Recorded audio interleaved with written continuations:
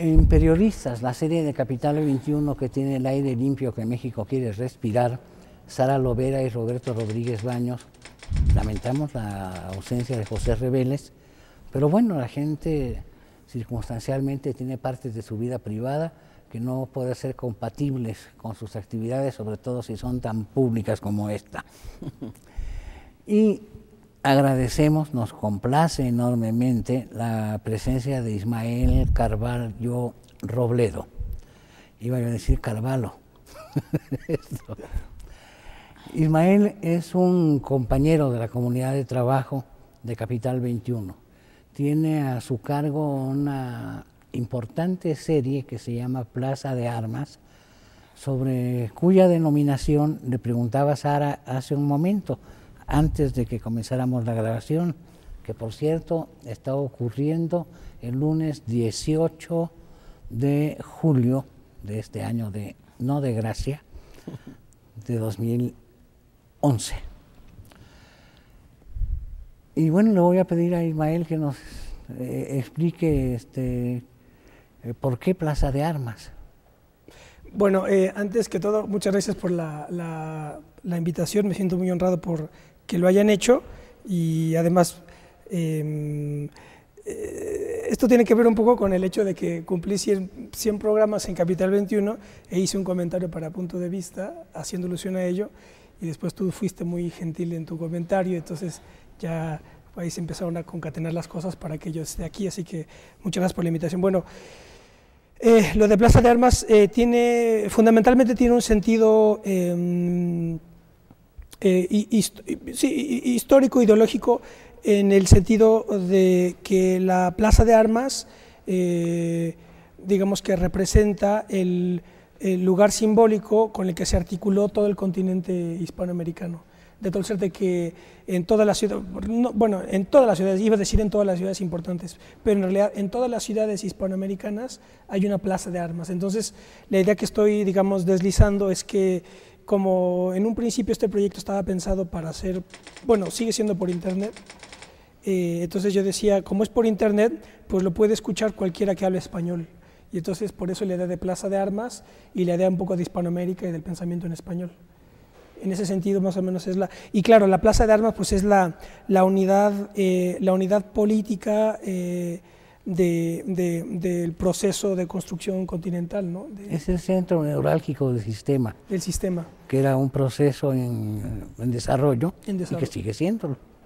Y remite a la política, a la idea de revolución, por la idea de las armas, ¿verdad?, de la crítica de las armas marxista, y la idea de la crítica misma. Entonces ahí está compendiada toda la idea, porque fundamentalmente lo que procuro hacer con el programa de Plaza de Armas es conjugar la perspectiva, privilegiar tres perspectivas, la histórica y la filosófica, fundamentalmente. No en el sentido de que es un programa de filosofía, porque no lo es, pero trato de conjugar esas dos grandes perspectivas para, digamos que si hiciéramos una gráfica y pusiéramos en los ejes a la filosofía y a la historia, la resultante es la política. Entonces, es un poco lo que yo trato de privilegiar en la medida de lo posible, ¿verdad? Bueno. Y en 100 emisiones, bueno, primero, ¿por qué pensaste en hacer un programa de tele y no otra cosa? Bueno, sé que escribes una columna o una cosa que escribes sistemáticamente. Sí. Que eres entre ingeniero, historiador y filósofo también, ¿no? Que son como tus estudios. Pero cuando pensaste en Plaza de Armas, ya nos dijiste el contenido, pero ¿qué querías transmitir? ¿Por qué en un canal por internet? ¿Esto es periodismo? ¿Qué es? Sí, bueno, el asunto es que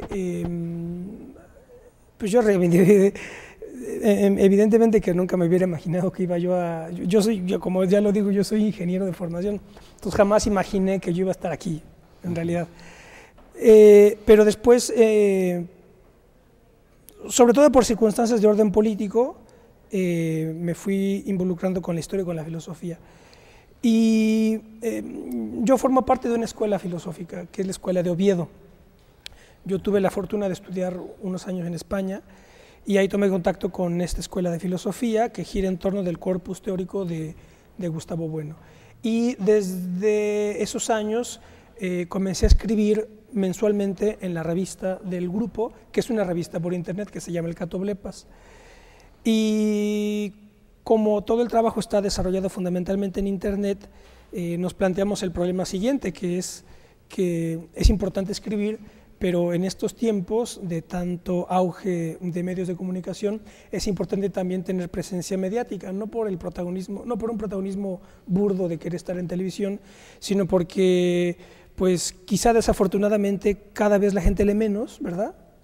Y además porque el Catoblepas es una revista sobre todo filosófica y además ahí no tenemos ningún límite de extensión, entonces yo puedo escribir el artículo lo más largo que quiera y lo más complicado que yo quiera. Entonces, en el reconocimiento de que es luego difícil que se lea eso, decidimos que era importante también tener presencia en internet. Digo mediática, pues, porque también el efecto puede ser también importante. Y entonces yo, lo de Plaza de Armas era básicamente un proyecto a pulmón, o sea, no, de manera totalmente independiente. Yo tenía el sitio plazadearmas.tv, que es el que siempre anuncio, plazadearmas.tv, que sigue, y entonces en realidad pues yo toqué algunas puertas, no muchas. Primero hice un par de programas a pulmón, un amigo me filmó y entrevisté a Porfirio Muñoz Ledo, y luego hice otro debate sobre petróleo, cuando estaba lo del petróleo en 2008, con Manuel Bartlett y con Fluvio Ruiz, que era un asesor del PRD en materia de energéticos. Grabé esos dos programas a pulmón y los subí a la página.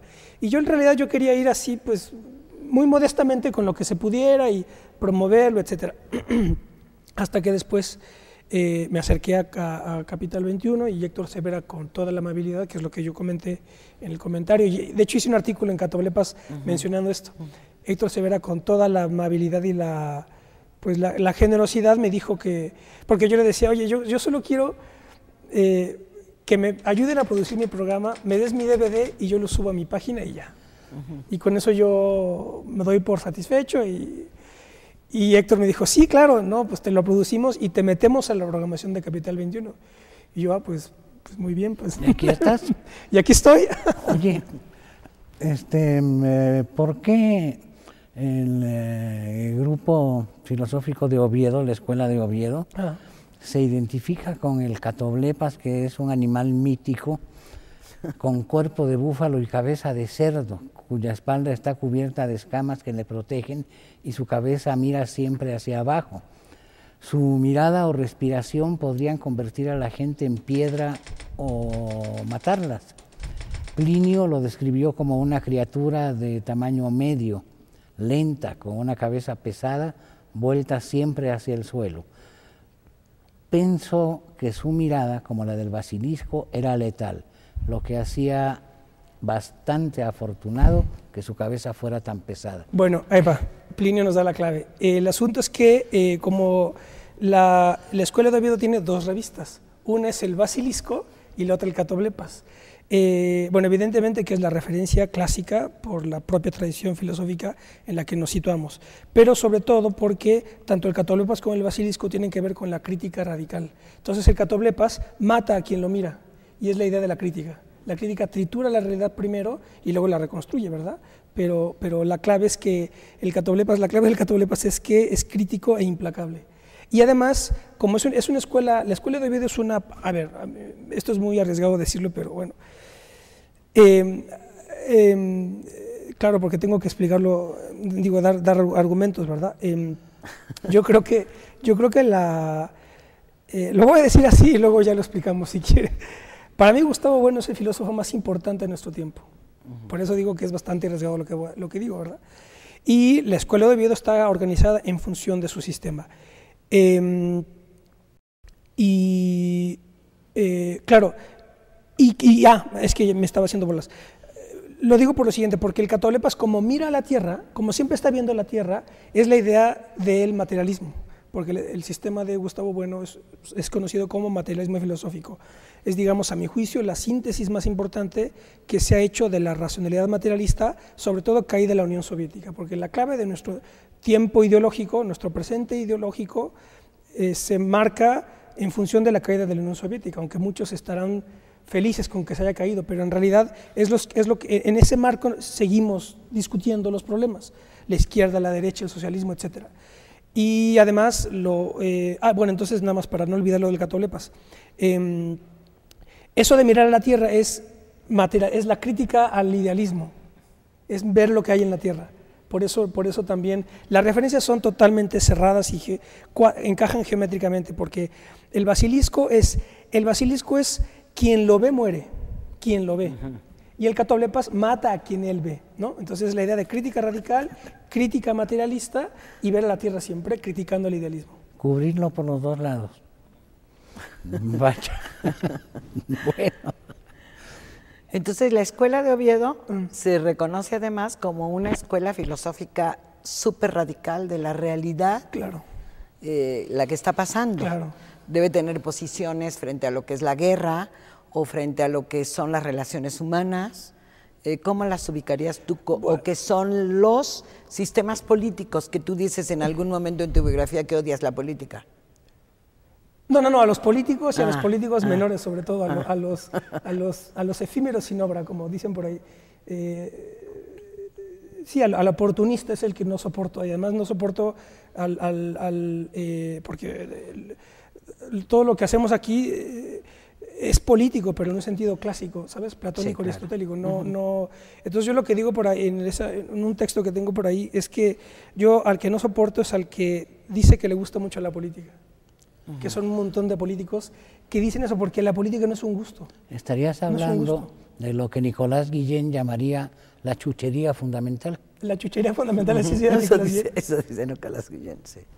No, porque sí, o los simuladores, ¿no? Sí, claro. el gesticulador de... El gesticulador. Precisamente de Usigli.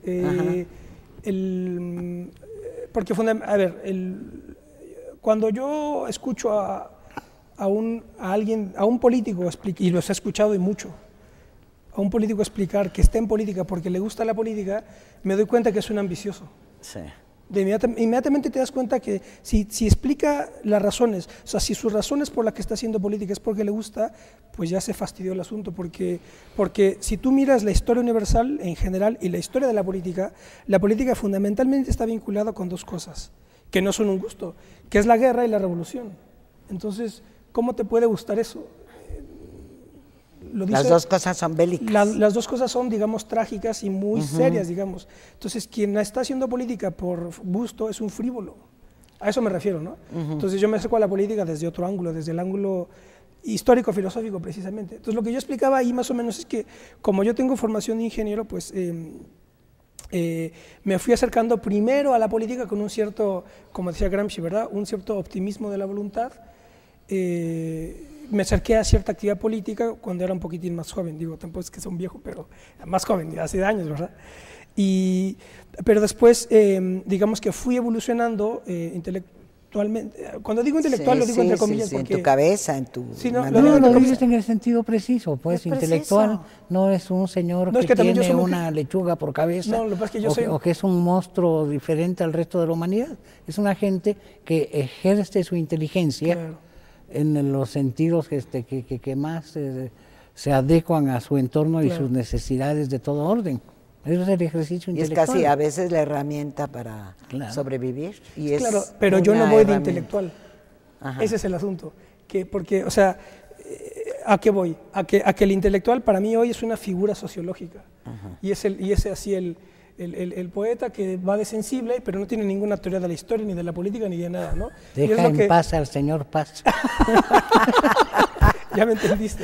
O a Fuentes, o a un montón, a Vargas Llosa. Y además aquí es ya un problema de nuestro tiempo, que es, y precisamente esto nos remite otra vez a Plaza de Armas, que la ideología de nuestro tiempo ya no está hecha ni por historiadores ni por filósofos, sino sobre todo por literatos. Y entonces ahora tú ves la lista del premio Nobel, y evidentemente que los premios Nobel están dados por razones ideológicas. Pero ahora la ideología y la crítica la hacen los literatos y no los historiadores y los filósofos. Y esto es un problema grave porque el sometimiento de la ideología a la crítica es una tarea de la filosofía, no de la literatura, es una tarea de la filosofía. Entonces, pues ya me perdí, no sé dónde iba. A mí me parece muy raro que te pierdas, porque fíjate, Sara, la anécdota que platicaba Ismael es que ya sabes que nosotros colaboramos circunstancialmente con la compañera que hace Punto de Vista, la edición dominical. Entonces, cuando oí la presentación que hacía Ismael de su proyecto, del proyecto de Plaza de Armas, a mí me impresionó verdaderamente de una manera muy positiva.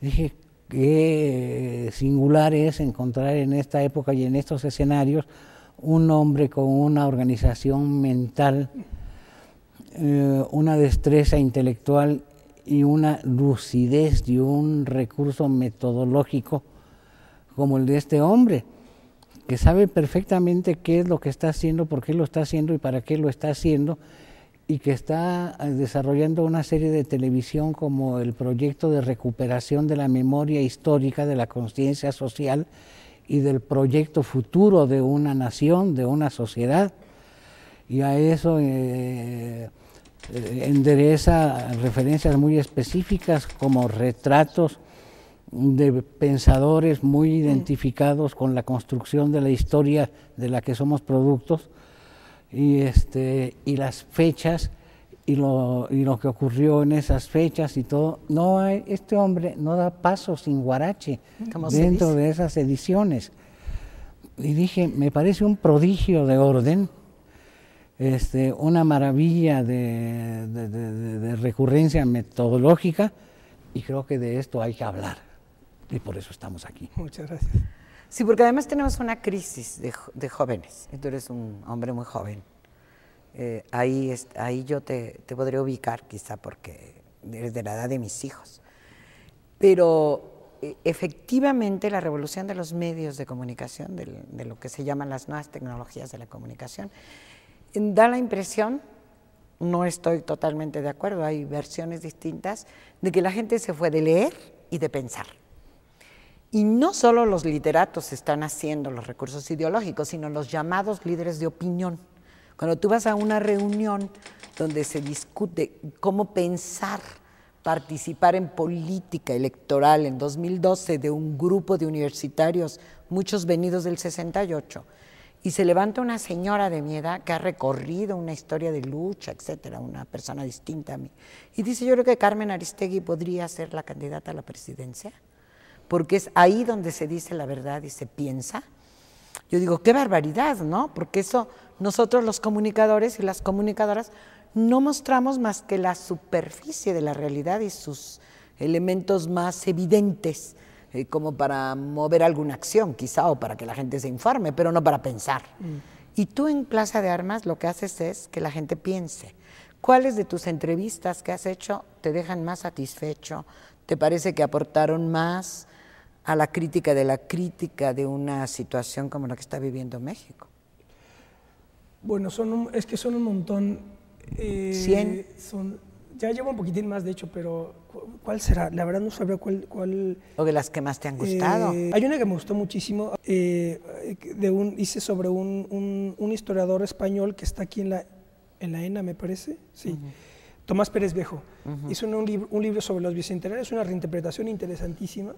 Esa me gustó mucho, se llama Elegía Criolla el libro, lo editó Tusquets, y fue una charla muy interesante porque además pues es muy buen conversador, y entonces es como cuando hablas con cubanos que también son muy buenos conversadores. Entonces yo creo que esa entrevista me gustó muchísimo. Y en general yo creo que en realidad todas me han interesado muchísimo. Tiene dos secciones el programa. Como nos dijiste, sí. Claro, debate, en donde el protagonista es el tema, digamos. Por eso luego ahí a lo mejor yo soy muy incisivo en mis intervenciones porque el tema es el protagonista, y tanto presentador como invitados estamos igualmente posibilitados para entrar a la discusión. Y la otra se llama Evocaciones Requeridas, que son ya entrevistas en donde el protagonista es si vive, pues el personaje entrevistado, o si ya no, la persona evocada. Y ahí No, adelante, bueno, vamos a hacer una cosa. Ya que estamos en algo tan esencial del tema central del programa, ¿verdad? Yo creo que debemos tratarlo en amplitud y profundidad a partir del segundo segmento, porque ahora ha llegado el momento de la pausa. Vamos a ella.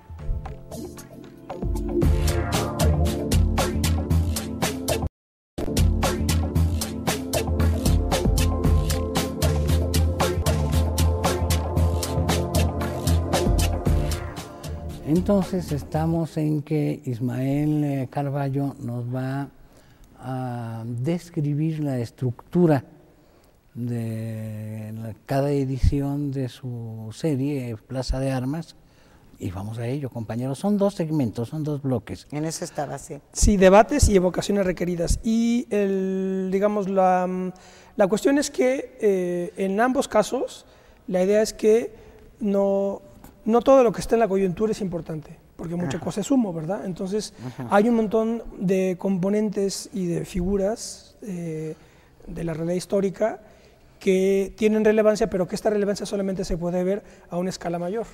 Entonces, por ejemplo, yo recuerdo que hice hace, pues creo que fue el primer año de un programa que yo creo que ellos mismos se sentían un poco como sorprendidos por el hecho de que les hayamos propuesto sobre la Bibliotheca Scriptorum Graecorum et Romanorum Mexicana, la colección de clásicos grecolatinos de la UNAM. Ese proyecto es un proyecto de escala mundial. No tiene, es decir, hay solamente 3 o 4 colecciones, que es la británica, la alemana, me parece que está Gredos, la española, y me parece que la francesa, y la nuestra, la de la UNAM, que traduce en traducciones bilingües, griego y latín, a clásicos griegos y latinos. Y es un proyecto que nace, me parece, en 1946, me parece que nace en 1940, nace en los 40 y me parece que es en 1946 precisamente. Ese es un proyecto ya les digo, de orden internacional, digamos que un orgullo nacional, pero que realmente pues a lo mejor mucha gente lo tiene en su biblioteca y no se entera de eso, ¿verdad? Entonces yo digo, claro, esto no es coyuntural, ¿verdad? Sí, tienes las ediciones, pero no te tomas el trabajo de ver qué es lo que hay, detrás del proyecto, ¿no? Es un proyecto de verdad fantástico, además que estéticamente son ediciones muy bonitas, pero hay, por ejemplo, la poética de Aristóteles de la Grecorum, digamos, es un libro leído en todo el mundo hispanoamericano, por ejemplo, ¿no? Trabajo de traducción de García Vaca. Y bueno, entonces ese es el asunto, que no todo lo coyuntural es importante y hay muchas cosas estructurales que están totalmente eclipsadas, y entonces la cuestión es traerlas a la luz, ¿verdad? Y ofrecerlas, ¿no?, al público. Y lo mismo con evocaciones. Hay un montón de personajes como Bonifaz Nuño, por ejemplo, que no lo pude entrevistar porque pues él ya no ve, ¿verdad? Pero alguien como él, pues que te cuente su vida, ¿verdad? Seguramente vaya de personajes que ha de haber conocido, y entonces a mí eso es lo que me interesa traer ofrecer al auditorio. Estas componentes de la realidad histórica que tienen un interés fundamental pero que se necesita tomar una distancia determinada para poder apreciarlo, ¿no? Y que no están de moda, que no están en el candelero, no están en la discusión de cierto sector que se considera estar pensando u opinando, claro, pero que ni idea, ¿no? Y además, por ejemplo, hace 2 semanas organicé una de vocaciones sobre Gilberto Bosques. El embajador. El gran embajador Gilberto Bosques, que tú lees su vida y te da, lo dije en el programa, y sin querer ser ramplón, ¿no?, en un lirismo así de, ¿no?, ramplón, pero te da literal orgullo que Bosques haya sido mexicano y que tú lo seas, etcétera, ¿verdad? Y yo, por ejemplo, de gente de mi generación, y no doy nombres, conozco muchísima gente que por ejemplo, que quieren, esto me parece patético, pero bueno, muchos compañeros, por ejemplo, o gente conocida mía, que quieren que su hijo nazca en Estados Unidos. Y gente con recursos, digo, hay gente que migra por necesidad, bien. Ese es otro problema, ¿no? Sara y yo asistimos de primera mirada a un fenómeno. ¿Te acuerdas de los hijos de Sánchez? Claro. Cuando la gente se aterrorizaba porque tú veías cómo los personajes que eran reales decían, no, pues ya que nosotros no pudimos nacer en Estados Unidos, que la familia nazca allá. Eso generó algunas experiencias interesantes. Por ejemplo, en Diario de México se comenzó a publicar el libro en una plana semanal comentada por Efraín Huerta y ilustrada por Ríos. Y era muy interesante el experimento, pero también hablaba de otra clase de periodismo, que era un periodismo preocupado por la realidad que estaba viviendo este país en lugar de estar extrapolando los mismos problemas que tenemos aquí a otras situaciones de orden geográfico, ¿verdad? Lo que no siempre es afortunado, me parecería muy sano que nos fijáramos en el 15M, pero pues no veo que tanto nos pueda interesar como experiencia aprovechable.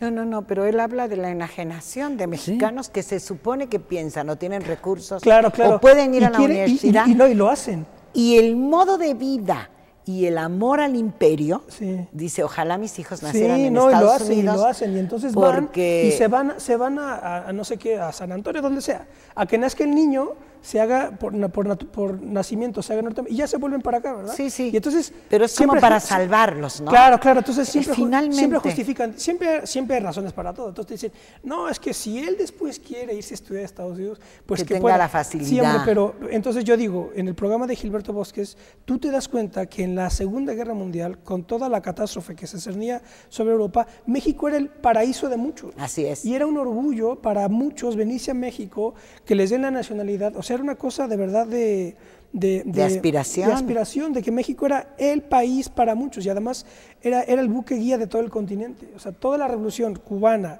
y anteriores se inspiraban en los revolucionarios mexicanos, ¿no? Y entonces tú ves ahora a jóvenes que pueden ganar 100,000 pesos en una multinacional, pero son de un complejo de inferioridad que yo creo que ellos mismos no se dan cuenta. No se dan cuenta, aunque vivan en Santa Fe o en Polanco, donde sea, y ganen millones trabajando en Colgate o en Coca-Cola, que los conozco además, porque son ingenieros, yo estudio ingeniería. Entonces, eso de verdad que molesta y lo que gente así, pues lo que ofrece es un retrato de su propia miseria, ¿no? Entonces, bueno, yo lo que con este programa de Gilberto Bosques, lo que hago es, maestro, pues aquí hay dos proyectos, o alguien como Gilberto Bosques y un proyecto como el Scriptorum, que es reconocida mundialmente. Ahí están dos ejemplos para no ser un acomplejado, ¿verdad? Si somos México. No, sí, puede haber otros, pero precisamente el tema es que hay un enorme desconocimiento sobre nuestros antecedentes. Yo que soy especialista en la condición social de las mujeres, por ejemplo, hay tal ignorancia que no se sabe lo que ellas construyeron en lo revolucionario y también en lo intelectual. Es decir, de cómo discuten con las mujeres de su tiempo a principios de los años 1900, y no solamente los señores leían los cambios en Europa, ellas participaron activamente y nadie las conoce, nadie sabe cómo fueron precursoras con ideas de la Revolución Mexicana, ¿no? Cómo participaron en cómo conducirla. ¿Cómo se llama la señora? Yo les pregunto, a ver, la señora que le escribió, que fue la amanuense para escribir el Plan de Ayala. Fue una señora, porque Zapata sabía más o menos leer. ¿Cómo se llama la señora que imprimió el discurso de Belisario Domínguez? Por ejemplo, que eran dueñas de las imprentas. Pero bueno, el tema que se llama Zapata, se apellidaba ella, ¿cómo se llama? Ahorita se me olvidó. Porque Dolores Jiménez y Muros dice que es la de el Plan de Ayala, pero la de Belisario Domínguez, no me acuerdo. Hay una calle en la colonia Narvarte. Pero, por ejemplo, lo tomo como ejemplo porque no se conoce de dónde venimos, claro, ¿no? Y hay una enajenación profunda a que los güeros son los mejores, dramáticos. Ellos sí saben hacer edificios, ellos sí hacen las carreteras de 6 niveles, ellos sí tienen Harvard, ¿no? Y además es una ignorancia también rotunda porque pues no se sabe que aquí la primera universidad del continente fue la nuestra. Así es. Y la de Lima. Sí, o sea, son claro. del siglo XVI. Aquí ya se leía Escolástica cuando en Nueva York estaban persiguiendo búfalos, o sea, pero la gente no se entera de eso. Y sobre todo las élites, la crítica es sobre todo a las élites, que son las que se van a estudiar. Bueno, yo también fui a estudiar afuera, no se trata de estar viéndose el ombligo, Pero tampoco. No. Pero es como la admiración, ¿no? Claro, no. Estamos hablando de la nacionalidad. Es salir del mundo, pero no como un acomplejado, sino simplemente con la capacidad para encararte con quien sea, ¿no? Y además, en fin, entender el mundo, ¿verdad? Pero volviendo, es como Cosío Villegas, por ejemplo, que me parece admirable, que fue de los primeros que no existía la economía cuando Cosío Villegas sale. Fue de los primeros que estudió economía en Londres y luego me parece que de hecho estuvo en Estados Unidos y luego se vuelve aquí a crear instituciones, ¿no? Y ahora todo el mundo se quiere ir para allá, bueno, muchos, ¿verdad? Sí, lo que pasa es que este país tiene gente muy importante que debemos conocer.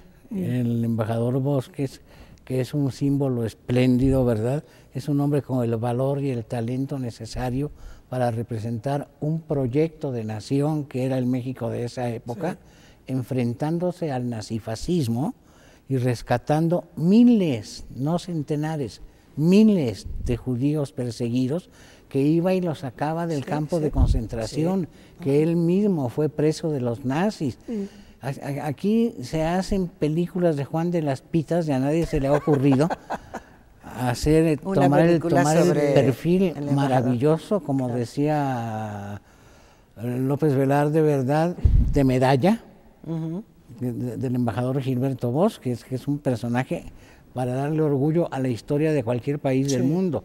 Intelectuales como el doctor Torres Bodet, poetas como Pellicer, que ya hay cosas que uno no puede olvidar, porque sí pueden coexistir la línea estética de la poesía y la conciencia política. Cuando el hombre escribe sobre Juárez, o sea, eres el presidente vitalicio. En esta noche lóbrega. Oye, que hoy estamos en el 18 de julio, que es el día en que murió el presidente Juárez. Sí. ¿No? Es como... En medio de tanta noche lúgubre, la República es mar navegable si el tiempo te consulta. ¿Qué tal? Cosas que te sabes de memoria, Roberto. Tú te sabes libros completos de revueltas. Entonces, tendríamos que tomar, y eso es lo que hace este hombre en su programa, ¿verdad?, esa memoria y esa conciencia de nación y devolvernos la posibilidad de ser mexicanos en el mejor de los sentidos, con la enorme universalidad y la profunda raíz propia que eso significa. En tiempos de la Segunda República Española, como ejemplo de lo que decía Ismael hace un momento, estaba pensando en Leví. Uno de los barcos más famosos por el rescate de las víctimas del nazismo franquista era un barco que en francés se llamaba el Mexicano, Le Mexicain, aparte de los otros que contrataba el gobierno de Lázaro Cárdenas para traer a toda aquella gente. Y hasta la fecha todavía la semilla de Cárdenas anda por ahí, porque veía en tus notas el nombre de un filósofo argentino maravilloso, el maestro Enrique Dussel, que no llegó en año sabático a México, sino que llegó como resultado de una de los periodos, o el caso de nuestro recordadísimo Rodolfo Puigros, que era gente que rescataba a México de la terrible realidad que estaban viviendo en sus propios países y que venían aquí incidentalmente a enriquecernos, pero fundamentalmente a preservar lo mejor de la inteligencia del género humano en beneficio de la propia humanidad. Yo creo que es un trabajo muy valioso que por eso resulta tan estimulante y que nos llamó la atención lo suficiente para pedirle a Ismael que viniera aquí a explicarnos ese proyecto. ¿A quién más? Cuando tú dices, la primera entrevista la hice con Muñoz Ledo, ¿qué pensaste ahí que Muñoz Ledo podía aportar? ¿Por qué es un personaje? Bueno, es que a mí me parece que Muñoz Ledo es él representa a esa generación que nace en los 30, de hecho él me lo dijo. Me dice, yo formo parte de los que nacen, dice, podemos poner 1928, nace Carlos Fuentes, 1938 nace Carlos Monsiváis. Y eso dice, yo soy de esa generación del 30, que se forma dentro del nacional, es una combinación muy singular, porque se forma dentro de la ideología del nacionalismo revolucionario cardenista, pero en las escuelas de Vasconcelos.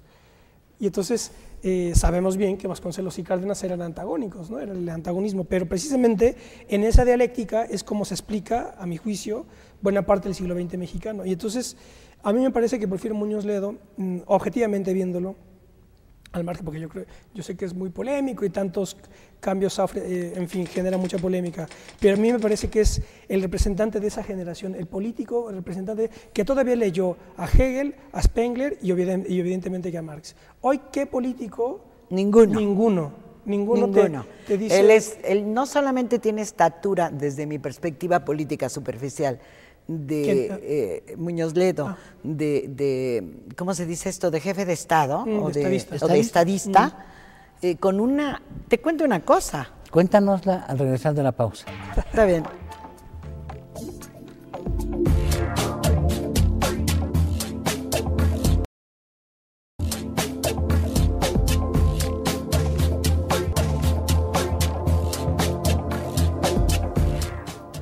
Retomamos, Sara, tu intervención. Sí, yo nada más iba a decir que viéndolo más allá del político y el personaje polémico que puede ser Muñoz Ledo, yo diría, hablando de los temas de tu programa y de tus intenciones, que el pensamiento, y este último hombre quizás de esa generación que hizo el portento de, bueno, yo quiero muchísimo a Monsiváis, este hombre es un tipo que piensa, que no solamente tiene estatura de estadista, sino que tiene un pensamiento integral de cómo ver algunas cosas, porque no se va a la reforma del Estado sin armas, claro, para hablar de tu espacio en la televisión, sino que sí está siempre pensando hacia adelante. Yo decía, hay discursos que tenía a principios del PRD, que yo decía, esta es la visión para dentro de 15 años México, ¿no?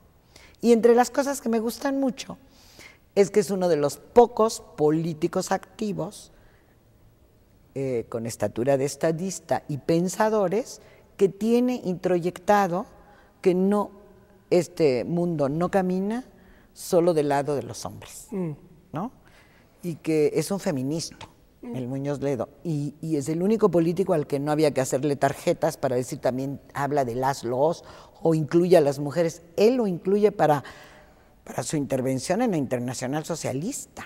Él lo tiene clarísimo. Es muy sorprendente lo que él puede explicar. Hemos tenido una polémica por la radio algún día, y por la radio en Michoacán, ¿eh? Me encanta, lo quiero mucho. Sí, yo lo que... Perdón. No, adelante. Lo que yo me he dado cuenta es que en todos en la mayor parte de los programas, yo con quienes más interés he tenido en dialogar es con gente de esa generación precisamente, porque son los que tienen la idea de lo que fue la revolución, lo que fueron bueno, no tanto la revolución, porque ellos no lo vivieron, pero el nacionalismo revolucionario. Lo que fue el nacionalismo revolucionario, las instituciones de la revolución, lo que era ser nacionalista, y bueno, él me lo dice, ¿no? Y lo que fueron las escuelas de Vasconcelos. Y ya las generaciones sucesivas, que de hecho fue el desplazamiento que hubo en el 88, ¿no? Hubo un desplazamiento no nada más de grupos políticos, sino generacional, ¿no? El grupo de Carlos Salinas, que ya nacen en los 40, desplazan a la generación que venía, digamos, de la década... Y casi en los 50. De la década, quizá, claro, ¿no? De la década anterior. Yo me doy cuenta que con quienes más afinidades tengo es precisamente con esa generación, valga, si se quiere, la paradoja, ¿no? Que no estoy así, porque cada vez me interesan menos un poco los de mi generación, sino los de porque hay una, nada más para acabar, una frase que dice Antonio Labriola, que es el contemporáneo de Engels, ¿no? En Italia, que dice, es como un principio dialéctico, dice, si comprender es superar es sobre todo haber comprendido. O sea, la clave es haber comprendido.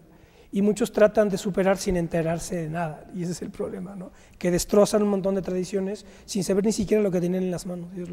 Es que no es paradójico, compañero. Eran muy diferentes Cárdenas y Vasconcelos, pero eran hombres de una misma época, y las formas y la formación, genéricamente hablando, era mucho más completa entonces que ahora, que finalmente es el fondo de la situación, ¿no? Sí. Cárdenas era un hombre de una estatura tal que es premio Stalin de la paz.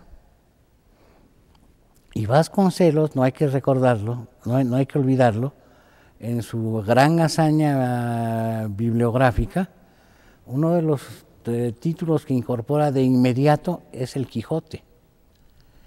¿Y cómo lo hace? Porque la obra es monumental. Dice, es exclusivamente el Quijote. No hay absolutamente nada más que las andanzas de Don Quijote y Sancho.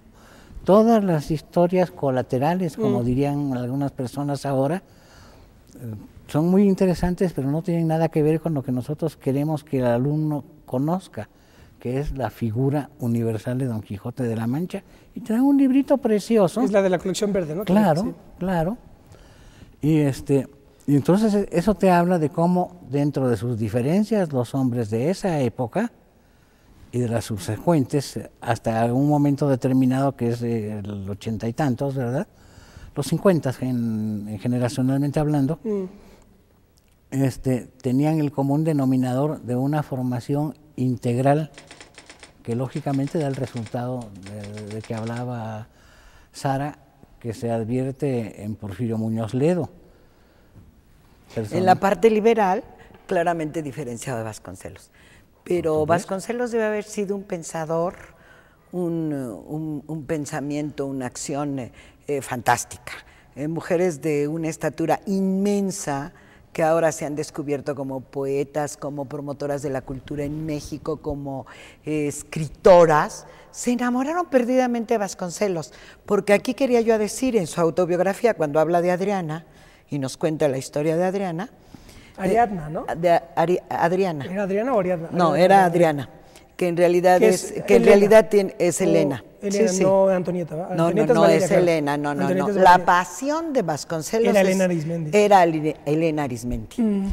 Y era lo que iba a decir. Además, los personajes y pregunto, ¿los rescatas integralmente? Porque yo, con esta historia de Vasconcelos, que es una etapa, la de Vasconcelos, y las mujeres que a mí me ha interesado muchísimo, y explicarme estas mujeres que transgredieron como Nahui Olin, que además se enamoraron del otro, de Rodríguez Lozano, todas también, de esa época.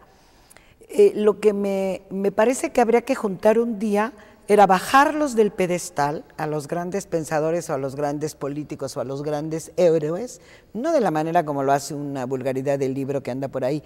Se pueden mover porque están llenos de pasiones, claro, y tienen una vitalidad envidiable, y luego los ponemos como en el pedestal y no los vemos como eso. Sin embargo, hay algunos que no pueden dar el paso. Vasconcelos se opone a solo pensar que las mujeres puedan decidir sobre su propio cuerpo.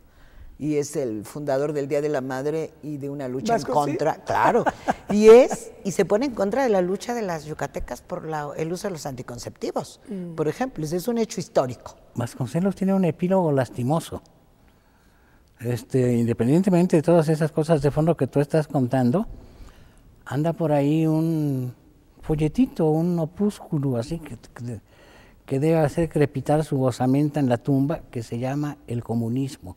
¿Qué es el comunismo? Sí. Que es un libelo, que es un panfleto espantoso. Pero el otro Vasconcelos, el de la raza cósmica, es la otra cara de la moneda en la cual está Mariátegui. Son de ese tamaño, son gente de esa estatura y situados en polos totalmente diferenciados.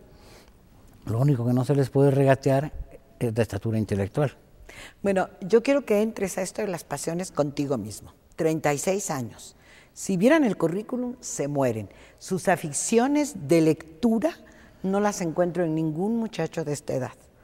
¿Qué pasó con Ismael, que le entró a eso? ¿Por qué le gusta? ¿Cuántas horas dedicas a leer? ¿Y tú mismo? ¿Estás casado? ¿Estás enamorado? ¿Qué onda con eso? Casado, no, enamorado, en vías de... Múltiplemente. Sí. De lectura, no, pues vivo leyendo, ¿no? O sea, ¿cuántas horas dedicas? 10 horas leyendo. 10 horas al día. Sí. Rarísimo. Es decir, todo el tiempo estoy leyendo, porque digo, sí, soy como dice Hans Castorp en La montaña mágica, soy un niño mimado de la vida, es decir, soy un afortunado. Pero precisamente un privilegiado, en el sentido de que me puedo dedicar a la lectura y a la escritura y un poco vivir de esto, más o menos, ¿verdad? Pero yo sostengo siempre que el privilegio te hace responsable, porque nada es gratuito. Entonces, así es. Por eso yo me muero aquí en México, y aquí todo lo bueno o malo que haré va a ser aquí, porque soy un privilegiado precisamente. Y, lo de las lecturas, pues precisamente fue Vasconcelos. Vasconcelos, yo creo que cualquier joven que lea Vasconcelos inmediatamente se apasiona. Aunque estés en contra de él o a favor, eso no importa. No, claro. La cuestión es leer a Vasconcelos y él te abre toda una serie de grandes pasiones que evidentemente se articulan en torno de la política. En torno de la política y en torno del amor. Y yo recuerdo que Alfonso Reyes, en correspondencia con Martín Luis Guzmán, le decía... O con María Sabrano. No, pero tenían un término, Reyes, tenían un término entre ellos que era la desesperación vasconcélica. Decía, claro. No dejes que te atrape la desesperación vasconcélica. Así hablaban entre ellos, porque Vasconcelos era una Torres Bodet, lo definió en la oración fúnebre de Torres Bodet, lo definió de manera genial, hermosa además, que dice, Vasconcelos nos deja el testimonio de un alma enhiesta que como el fuego brilló para consumirse y quemó para ser mucho de lo que amó. Esa es la clave, porque qué fuerte. Quemó ese es el problema del fuego, que el fuego para ser muchas veces quema incluso lo que ama, que es Vasconcelos, ¿verdad? Porque claro, pues es que los grandes son grandes en sus aciertos y grandes en sus errores. Así es. Y por eso son hombres trágicos. Pero, es trágica la separación con Elena. Claro, pero toda la vida de Vasconcelos se equivoca una y otra vez. Una y otra vez, pero cuando acierta como los grandes, pero cuando se equivoca también, pero va hasta el fondo en sus. Entonces yo creo que todo mexicano, todo joven tiene que leer a Vasconcelos porque... Y luego y es muy curioso porque yo tengo hay dos José en mi vida. ¿Cuál es el otro? Unos José Revueltas. Revueltas. Eso tenemos que hacer un programa tú y yo para hablar de Revueltas. De Revueltas, porque, perdón. Que me volvió loca. Sí, y de hecho me llamó mucho la atención cuando leí a Octavio Paz que escribiendo, ojo, Paz y Revueltas nacen en el mismo año, en 1914, y Ramírez en el 15, son de la misma generación. Y entonces, ¿qué tal? Octavio Paz en sus obras completas, el texto donde escribe compila 2 ensayos sobre revueltas, se llama Cristianismo y Revolución, me parece. El título se explica por sí mismo. Y entonces dice Octavio Paz, dice... Para entender, y esto yo ya había tenido a los dos como mis grandes influencias nacionales, ¿verdad? Tengo otras, Gramsci es fundamentalmente mi santo patrón, pero bueno. José, dice Paz, para entender a Revueltas, solamente hay una manera de hacerlo, yéndose al polo opuesto ideológico y una generación anterior, y aparece Vasconcelos. Eso lo dice Paz. ¿Qué tal? Para entender a Revueltas hay que leer a Vasconcelos. O sea, te tienes que ir al polo opuesto y a la generación anterior y entiendes, y es Vasconcelos con el que se mide Revueltas, por cuanto a la pasión, por cuanto a todo. Yo recuerdo que veía, cuando leían, yo empecé a leer a Revueltas apenas en Madrid, en la biblioteca de la Universidad Complutense, porque digamos que yo no era así, como se dice, ¿verdad? Porque yo estudié ingeniería, entonces yo me formé por lectura, sí, como llegué a todo esto por libros, no por militancia. Se llega siempre, claro. Sí. Y yo me acuerdo que cuando ediciones eran en las evocaciones requeridas, sus memorias, hay fotos, yo no sé qué, esto me sucedió también cuando hay una foto de Walter Benjamin cuando está en la biblioteca, me parece si de París o de Londres, que está escribiendo. Y el semblante de Benjamin es como que te atrapa, es una cosa como, no sé, como que te subyuga la imagen de Benjamin. Lo mismo me pasa con las de Revueltas. Cuando yo veo las fotos de Revueltas que están en las obras completas y lo veo trabajando, hay algo que me sume, y entonces como que me tengo que poner severo y me tengo que poner a estudiar, ¿sabes? Y luego tan mundano Revueltas como Vasconcelos, ¿no? Claro. Es decir, yo me acuerdo que le hice para el Canal 13 una entrevista con Rosa María Campos. Las dos lo entrevistamos. Borrachísimo en su casa. Divino. Revueltas. Sí, ya con el pelo largo y el bigotote precioso. Es la que está hay unos videos que salieron en Canal 22, me parece, de Revueltas, en donde están ¿a poco eras tú? Chiquita. Hay unas entrevistas que le hacen, sí, que está con la barba y está atrás de una reja en su casa. Que habla sobre Silvestre. Sí, claro. Rosa María Campos y yo, jovencita, en el año 1. Tú todavía no nacías, yo creo. Y los tres, Revueltas, Paz, y menos frecuentemente, pero también estuvo ahí, Torres Bodet, escribieron en El Día. ¿Torres Bodet? Sí, también escribió. Y luego lo que hay que hacer un día contigo muy crítico. Esto que dice Roberto de los hombres universales, son los hombres. Todos son machísimos. Sí, y no dan el paso. Yo veía a uno que quiere ser presidente ahora, que está como, todo lo del PAN es muy malo y ellos van a ser los periodistas otra vez el cambio. Y cuando le llegaron los entrevistadores, ¿y del aborto qué dice? No pudo hablar. No pudo hablar. Es un poco lo que les pasó a ellos en su tiempo también. Y yo creo que Paz caminó en ese sentido. Claro. Hay otro autor que también me marcó muchísimo, que fue Malraux. Bueno. André Malraux. Y llegué a Malraux por Revueltas. Claro. Revueltas decía que él tenía dos influencias fundamentales, Malraux y Dostoyevsky. Claro. Y entonces cuando empiezas a leer a Malraux también él es, pues es que yo creo que tiene que ver sobre todo... Era un escritor sinfónico, ¿no? Sí, pero además de una pasión tremenda. No, de una pasión. Pero yo creo que tiene que ver con la generación que les toca la guerra. Y vuelvo otra vez a la frivolidad de los políticos de ahora. Bueno, no de todos, ¿verdad? Pero de muchos. Y sobre todo de los jóvenes. Y de una gran mayoría, yo estoy de acuerdo contigo. O sea, yo lo que me doy cuenta de esa, yo siempre digo que lo que más grande que ha dado América, bueno, ha dado muchas cosas, pero fundamentalmente lo más importante que ha dado América tiene que ver de la mitad del siglo XIX a la primera mitad del siglo XX. ¿Por qué? Porque están las guerras, porque les toca la guerra, bien sea de independencia o bien sea de revolución, bien sea militancia comunista, las guerras mundiales. Entonces, cuando tú encaras la guerra, cuando encaras la muerte, ahí cobra sentido la vida, de verdad. Podríamos... Y entonces, alguien como Malraux, que le tocó todo eso y luego lo escribe como genio, pues sucumbes ante su obra, ¿no? Marguerite Duras. ¿No? Claro, y toda esa generación de escritores. Y yo siempre pongo a las mujeres. Claro.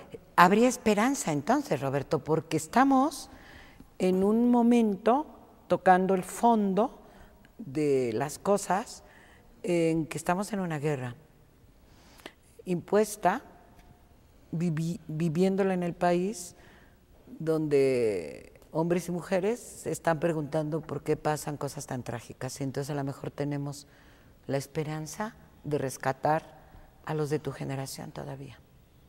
Pues ojalá que sí. O de que nos rescaten. O que nos rescaten. La clave es que Aricó decía, no siempre en la historia se perfila una nueva generación.